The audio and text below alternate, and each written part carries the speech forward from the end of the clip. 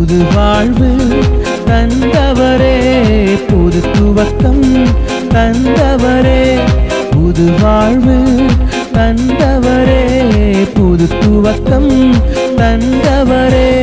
நன்றி உமக்கு நன்றி, முழு மனதுடன் சொல்கின்றோம். நன்றி உமக்கு நன்றி, மன நிறைவுடன் சொல்கின்றோம். கரங்களை தட்டி நன்றி உமக்கு நன்றி, முழு மனதுடன் சொல்கின்றோம். நன்றி உமக்கு நன்றி. கர்த்தருடைய நாமம் மகிமைப்படுவதாக. ஆண்டவரும் அருமை இரட்சகருமாகிய இயேசுவின் நாமத்தினாலே இந்த புதிய நாளுக்காக தேவனை ஸ்தோத்தரிக்கிறேன். நாம் கண்கள் மூடி ஜெபம் பண்ணுமா? தேவாதி தேவனே, பரிசுத்தமுள்ள எங்கள் தேவனாகிய கர்த்தாவே, எங்களோடு கூட பேசுவோங்கப்பா, பேசிக்கொண்டே இருக்கப்பா, இயேசுவின் நாமத்தின் பிதாவே. ஆம். எடுத்து வாசிப்போம். யூதா 1ஆம் அதிகாரத்துல, அதுல ஸ்தோத்திரம் 20 வசனம் வாசிப்போம். யூதா 1:20.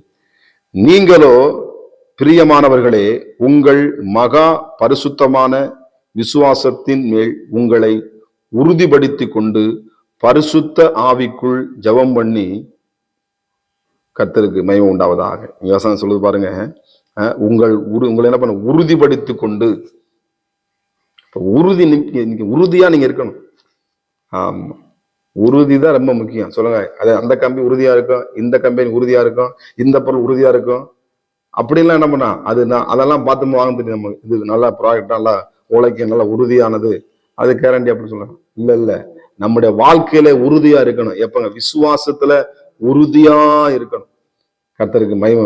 உறுதி இல்லாம அங்கிட்டு என்ன பண்ணா, ஆண்டவரே என் வாழ்க்கையில எப்படி எல்லாம் போதுங்க, புலம்ப தேவையில்லை. புலம்பல் 3ல சொல்லு. ஆண்டவரே என்ன பண்ணாரா, என்றென்றைக்கு என்ன பண்ண மாட்டாரு, உங்களை கைவிடவே மாட்டார். உங்க பிள்ளைகளை கைவிட மாட்டார். உங்க பிசினஸ் என்ன பண்ண மாட்டாரு, அவங்க கூட இருக்க கைவிட மாட்டார். ஒருவேளை அப்படியே இருக்க உங்க வருமானத்துல கர்த்தர் களஞ்சியத்தை நிரப்புவார். என் அருமையா தேவை பிள்ளைகளே. அப்ப விசுவாசத்துல என்ன பண்ண, உறுதியாக, ஜெபத்துல உறுதியா தரிச்சிருக்கணும். அப்ப என்ன பண்ண, பரிசுத்த ஆவிக்குள்ள ஆமா ஜெபம் பண்ணணுமா? வசனம் அப்படித்தான் போட்டுங்க. ஆமா, பரிசுத்த ஆவிக்குள்ள ஆமா ஜெபம் பண்ணணும். எதுக்குள்ள ஜெபம் பண்றோம்? நீங்க முழங்கால போட்டு ஜெபம் பண்ணீங்களா, நின்று ஜெபம் பண்ணீங்களா, உட்காந்து, அதுல பரிசுத்த ஆவிக்குள்ள நீங்க இருக்கணும்.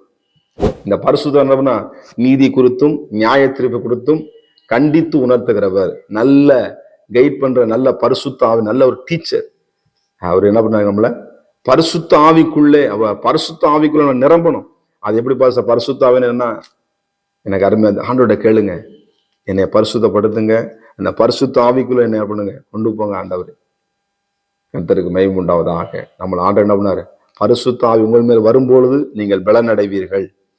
அவன் அந்த பரிசுத்த காத்திருந்து நம்ம ஜெபத்துல டக்குன்னு ஓடாதபடி உட்கார்ந்துருந்து, எசப்பா அந்த ஆவியானவரை என் மேல ஊற்றுங்க, ஆவியானவரை என் மேல பொழிந்துருளுங்க. அவன் அந்த பரிசுத்த ஆவிக்கு ஜெபம் பண்ண தேவன் எப்படி இருக்காருங்கன்னா, ஆவியாக இருக்கிறார். ஏதோ சொரூபத்துல அப்படி இல்லை, தேவன் வார்த்தையா இருக்கிறார். எனக்கு அருமையான தேவனுடைய பிள்ளைகளே, அந்த ஆவியானவர் உள்ளே வரும்பொழுது எலிசானுடைய வேலைக்கான கண்ணை திறக்கிறார்.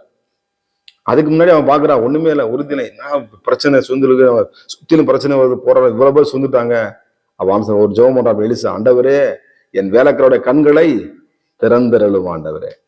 திறக்கிற ஆவிகளை திறக்கணும்னு பண்ணுது, அக்கினிமயமான குதிரை உங்களை சுற்றிலும். உங்க பிரச்சனை போராட்டத்தில் இருக்கீங்களா, எல்லாரும் அவங்களோடு இருக்கிற காற்றிலும் நம்மோடு இருக்கிறவர்கள் அதிகம். அக்கினிமயமான குதிரைகள் உங்கள் குடும்பத்தை சுற்றி இருக்கிறது, உங்களை பிள்ளைகளை சுற்றி கொண்டு இருக்கிறது. நீங்க இருங்கிடங்கிறது கர்த்தர் உங்களுக்கு பாதுகாப்பா அரணாக கோட்டையா இருக்கிறான். எனக்கு அருமையா தேவன் பிள்ளைகளே, கர்த்தருக்கு ஸ்தோத்திரம். உறுதியான, நீங்க சில பேர் என்ன பண்ணாங்க, பாவம் செயல உறுதியா இருக்கான். கேம் விளையாட என்ன பண்றான், உறுதியா இருக்கான். கேம் விளையாட என்ன பண்ணா, அதை கேம் விளையாட்டு என்ன பண்ணா, அதை போய் அதை ஜெயிக்கிற என்ன பண்ண, அதுல உறுதியா. படிக்கிறதுல என்ன பண்ணல, உறுதியா இருக்கிறது இல்லை. நம்ம படிக்கிற காலத்துல உறுதியா இருக்கணும். தாய் தகப்பனு கீழ்ப்படியில உறுதியா இருக்கணும். ஸ்தோத்திரம். உறுதியா இருந்தனா கர்த்தர் நம்மளை ஆசீர்வதித்து நம்மளை பெருக பண்ணுங்க தேவன். 21 சொல்லுது பாருங்க, தேவனுடைய அன்பினை உங்களை காத்துக்கொண்டு நித்திய ஜீவனுக்கு எதுவான நம்முடைய கர்த்தராகிய கிறிஸ்துவனுடைய இரக்கத்தை பெற காத்திருங்கள். கர்த்தருக்கு மகிமை உண்டாவதாக.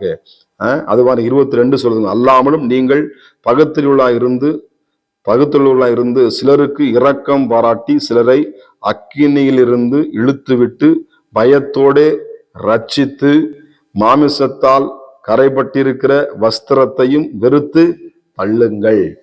ஸ்தோத்திரம். மாமிசம் நம்ம கரைப்படுத்தும். வெள்ளச்சட்டை நல்லா இருந்தா பின்னாடி என்ன பண்ணோம், காலில் மட்டும் கரெக்டா கரை உட்காந்துருக்கும். அந்த இருதயத்துல தேவையில்லாத கசப்பு ஒண்ணு விசாசிப்பான், அதை உடனே எடுத்து வெளியே தூர போட்டுரும். ஆமா, திருநெல்வேலி பாசையில தூர போடுறது.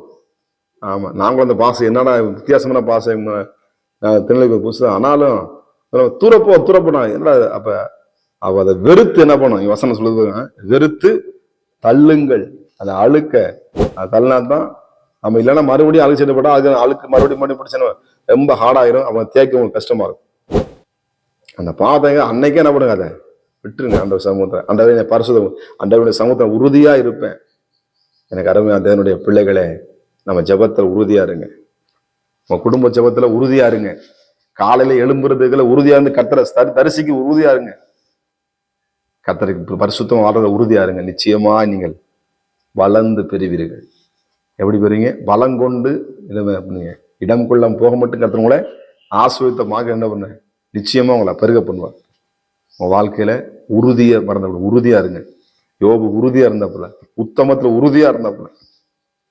நீ உறுதியா இருந்து பாருங்க, 2 மடங்கான ஆசீர்வாதத்தை நீங்கள் பெற்றுக்கொள்வதில் எந்த விதமான சந்தேகம் இல்லை. நம்ம ஜெபம் பண்ணுவோமா? பரிசுத்த தேவனே, நாங்கள் பரிசுத்த ஆவிக்குள்ள ஜெபம் பண்ணி எங்க வாழ்க்கையில இருக்கிற கரைகள் அழுக்குகளை அகற்றிவிட்டு நீங்க கொடுக்கிற அந்த உறுதியான அந்த விசுவாசத்தை நாங்கள் பெற்றுக்கொண்டு உமக்காக சுடர்களாக எழும்பி பிரகாசிக்க உதவி செய்யும் பிள்ளைகளை கர்த்தர் ஆசீர்வதிப்பீராக. இயேசுவின் நாமத்தின் பிதாவே, ஆமென். God bless you. கர்த்தர் உங்களை ஆசீர்வதிப்பாராக.